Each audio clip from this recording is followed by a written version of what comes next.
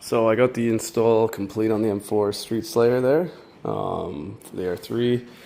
I tried to do a sound test last night, but it was midnight and was quite loud.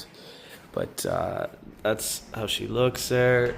You got the stock O2 sensor goes in there. It comes with the little, basically like an O2 port that for the sensor, so that it, like a little adapter, whatever you want to call it, but it goes in the pipe, the little port, and then you put the O2 sensor in that. It's pretty fucking sweet. In the back, right now it's got the baffle in, and then we'll do a sound test after this with the baffle out.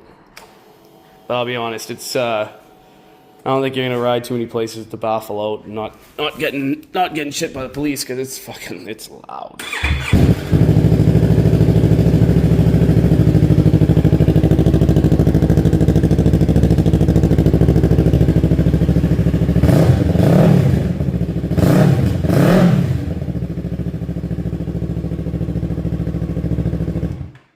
So that's baffle in.